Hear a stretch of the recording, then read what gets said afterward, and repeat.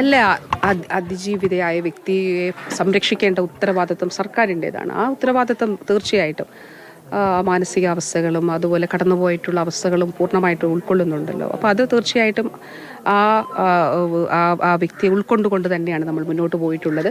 ആരാണ് ഈ വിവാദങ്ങളും ബഹളവും ചർച്ചയും ആ രീതിയിലുള്ള വാർത്തകളൊക്കെ കൊടുത്തിട്ടു ഇങ്ങനെയാണെന്ന് പറഞ്ഞതുകൊണ്ടാണ്? ആരാണത് പറഞ്ഞത്? ഗവൺമെൻറ് അല്ലല്ലോ.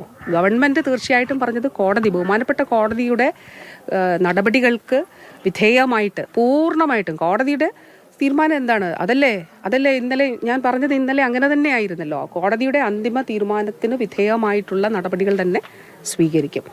അത് റിട്ട് പെറ്റീഷനുമായിട്ട് ബന്ധപ്പെട്ടിട്ടുള്ള കാര്യമാണ്. അപ്പോൾ ഈ വിഷയത്തിന്മേൽ നമുക്ക് വന്ന ഔദ്യോഗികമായിട്ടുള്ള നടപടിക്രമങ്ങളാണല്ലോ.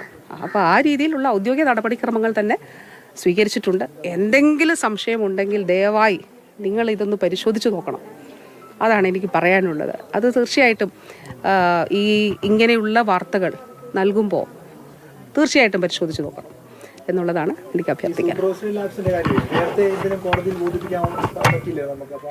അല്ല, അന്വേഷണ റിപ്പോർട്ടിന്റെ ഭാഗമായിട്ടുള്ള കാര്യങ്ങളാണല്ലോ. അപ്പം ഇത് ശരിക്കും DME സാധാരണ നിലയിൽ ചെയ്യുന്ന ഒരു കാര്യമാണ്. ഇപ്പോൾ DMEക്ക്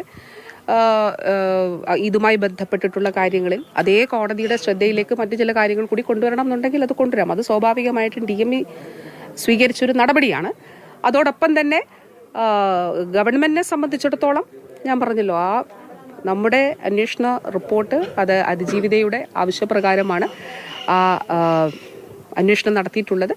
ആ റിപ്പോർട്ടിന്മേലുള്ള നടപടികൾ അത് മുന്നോട്ട് കൊണ്ടുപോകുന്നത് ഡയലൂട്ട് ആകാൻ പാടില്ല എന്നുള്ളതാണ്. കോടതിയുടെ അന്തിമ തീരുമാനങ്ങൾക്ക് വിധേയമായിട്ട് തന്നെ ആ കാര്യങ്ങളെല്ലാം തന്നെ മുന്നോട്ട് പോകും എന്നുള്ളതാണ്. മാഡം, ഈ അനിതയെ പറ്റി ഒരു ചോദ്യം, ഹൈക്കോടതിയിൽ കേസ് വാദിക്കുമ്പോൾ സർക്കാർ പറയുക